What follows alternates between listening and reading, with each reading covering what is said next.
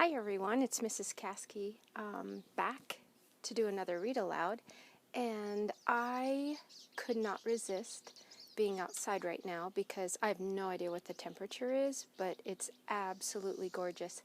And as I'm sure you can hear, I have a lot of birds in my backyard, so I needed to be out here with them. My cat is also out here, so he might join us in a little bit as I start to read. I did a couple read-alouds that were picture books, and I thought, what am I doing? I'm reading a chapter book right now. Why am I not sharing this with my students? So I wanted to let you know that I'm currently reading the book Story Thieves, and let's see what chapter. I am just starting chapter 16, and so I thought, how about if I share this with you? Because I am really liking this book. I am having a hard time putting it down each day, so I thought, why not share it with you guys? So this is called Story Thieves by James Riley. He's the author that wrote Half Upon a Time, if you guys are familiar with that one, and that was really good. I thought I might go ahead and read just a little bit of what the story is about to you, and then I'll just start reading.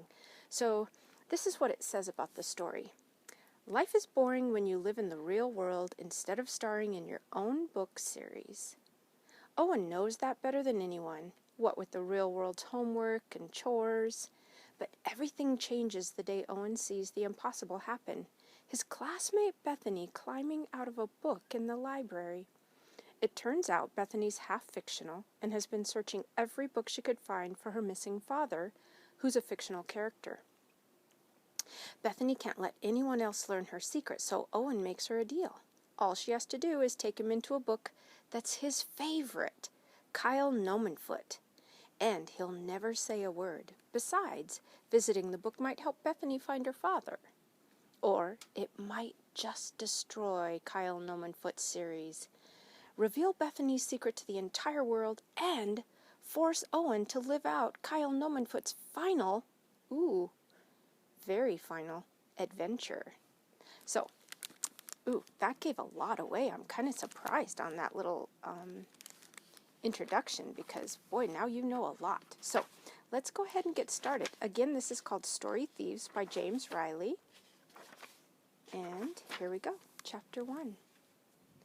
Owen wanted to scream at the horror before him. But the sound wouldn't come, and the nightmare only continued, forcing Owen to ask himself, deep down, one question. Sorry, my hair is going to blow in my eyes here. Can anyone tell me what 3/4 times 2/3 is? Mr. Barbary stood at the board at the front of Owen's classroom, his arms folded, waiting for a hand to raise. Nope, not that question. The real question was this. Was there anything in the world that could possibly be more boring than fractions? You all know what he's talking about. Owen frowned as Mr. Barbary gave up on volunteers, and he just picked someone. Mary, 3/4 times 2/3? Being locked in a room with no windows or doors, without anything to do while wearing a blindfold and being forced to name various types of trees, that'd be pretty boring. But not fractions boring. 1/2, Mary answered, and Mr. Barbary nodded. Maybe if someone gave you enough soda to keep you awake for hours, then read furniture building instructions to you. In another language, maybe?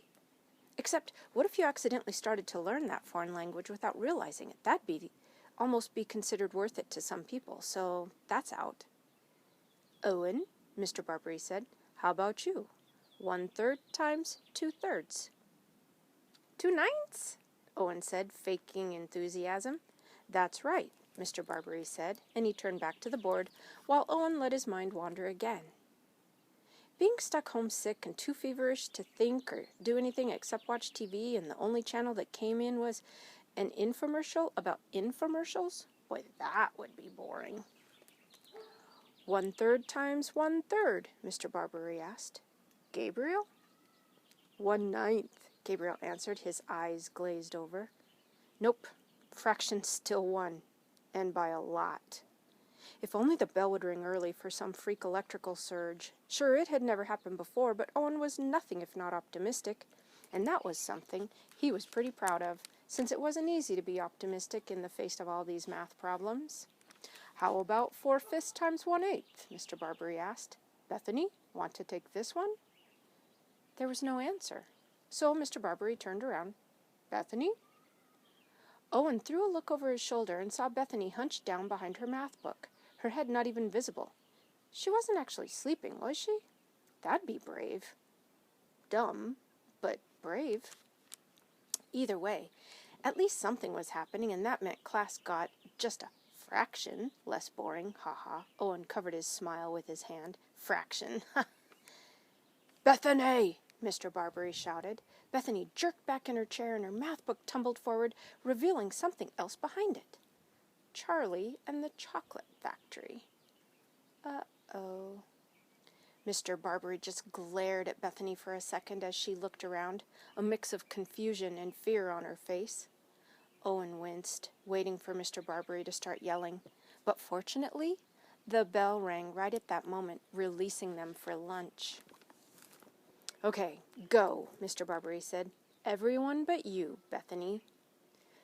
The girl nodded, her long, bronze-colored hair following forward over her face. Owen threw a sympathetic look back at her, and then noticed something weird. Was that chocolate on her chin? But then the other students blocked his view, and he shrugged, not willing to chance getting yelled at too. Besides, lunch meant at least he had half an hour of no fractions.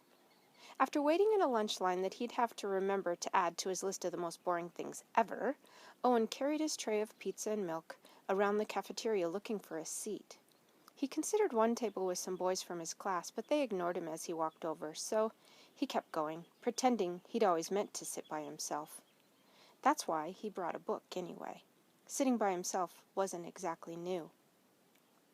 Owen had read Kyle Nomenfeld and The End of Everything twice now, but the 7th book in the series was coming out next week, so it couldn't hurt to catch up. It'd been hard enough getting a copy out of the library anyway, despite the fact that his mother worked there. This was the book that ended with Dr. Verity surprise attacking the Magister, Kyle's teacher. After all, Owen personally knew at least 5 people who had cried at the idea that the Magister might die, and 10 people called the series a Harry Potter ripoff, which it sort of was, but everyone still loved it. As Owen started to read the last chapter where Dr. Verity broke into Magister's upside-down tower, he saw Bethany stomp into the cafeteria out of the corner of his eye. She plopped down at a table on the other side of the room, and then pulled out her book and looked around suspiciously. And then she dropped her head, ate something, and sat back up, glancing around again. What was she doing? Eating behind the book? Did she even have food? Was she... Whoops! What she was now was staring at him. Owen immediately looked everywhere but at Bethany, but it was too late. She slammed her book closed, threw him a dirty look, and then exited the cafeteria with an annoyed huff. Owen sighed and dropped his own book onto the table. She was probably feeling embarrassed after getting yelled at and didn't want anyone staring at her, which meant he'd just made things worse. Awesome. His guilt pushed Owen up out of his seat and after Bethany to apologize or to make a joke. Only, by the time he got to the hallway, there was no Bethany. In fact, the entire hallway was empty, except for the copy of Charlie and the Chocolate Factory Bethany had just been reading, which now lay on the floor just beneath a locker.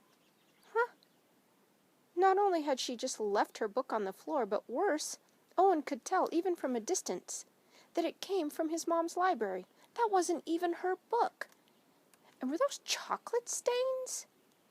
That was not cool. What was Bethany thinking? Who checked out a book and got chocolate all over it?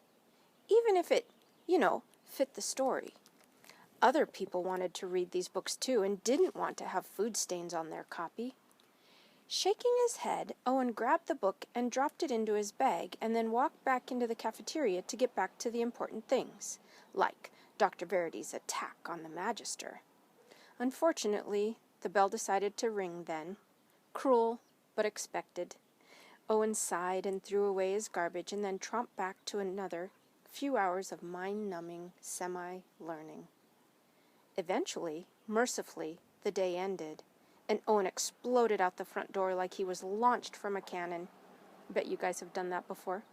It felt so good to be out that he walked that much quicker to his mother's library, where she worked almost every night.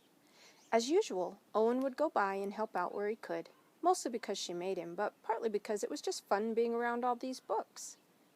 He said hi to his mom, who was running around with too much to do, and then he took his usual spot at the front desk, where he checked people's books out for a few hours. This job could be either interesting, seeing what people were reading, embarrassing, seeing what people were reading, or boring, seeing what people were reading. Usually it managed to cover at least 2 of the 3 every few minutes, and tonight was no different. When things finally cooled down, Owen sighed and pulled out his homework, knowing that his mother, no matter how busy she was, would notice he wasn't busy and make him do it anyway. Only, when he pulled out his math book, there was Bethany's copy of Charlie and the Chocolate Factory in his bag. Oh, whoops. He'd sort of forgotten all about that. He'd picked it up meaning to give it back to Bethany and glare at her judgmentally for the chocolate stains. But now that he thought about it, had she even been in science after lunch? He couldn't remember her being there, or in any other class that afternoon. Maybe she'd gone home sick after eating too much chocolate and using a library book as a napkin. Owen shrugged and checked the book into the library. She knew where to find it if she wanted it again. His mother caught him putting the book on a pile that was supposed to go back out onto the shelves, and she gave him a look. He sighed and stood up, knowing where this was going. "Those all go in the children's section," she said. "I'm locking up, but I have a few things to take care of in the office after that, so finish your homework when you're done." Gah, of course. Owen picked up a pile of books about half as tall as he was and then walked them slowly back to the children's section. As usual, it was a mess, like a hurricane had plowed into a nuclear bomb right around the Rick Riordan books. Owen sighed and dug in, pulling a few interesting books aside as he noticed them. That was the only good part about cleanup. He sometimes would find things that looked like a good read. 10 minutes later, the children's section was at least cleaner, with random piles stacked on top of overfull shelves. Owen looked sadly at the stack of books he'd carried here to put back, and then sighed again and picked up Charlie and the Chocolate Factory, knowing there'd be no room for it. But then, as he found the D section for Roald Dahl, something weird happened. His hand jumped. He looked down at his hand and the book in it, thinking he'd just imagined the jolt. The book in his hand jumped again. "Gah!" he said, dropping the book. It smacked the floor hard and just sat there for a moment. And then it jumped a 3rd time. What was happening? Owen backed away as the cover and a bunch of pages flipped open all by themselves. Was the book haunted? Was the entire library haunted? Was it okay to find that awesome, even while being scared? And then, the last thing in the world that Owen ever expected to happen, happened. 5 chocolate-covered fingers pushed right out of the center of the book, grabbed the edge, and began to pull themselves out. So that's the end of chapter 1. Who do you think is going to come out of this book? And what do you think is happening here? I think you might know the answer, but let's save it until we learn more in chapter 2.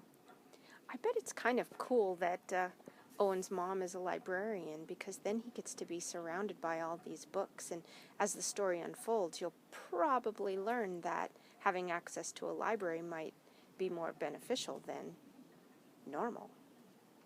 All right, well, that's chapter 1, guys. I hope you enjoyed it, and I hope you will stick around for chapter 2. Until then, you probably know what I'm going to say. Keep reading.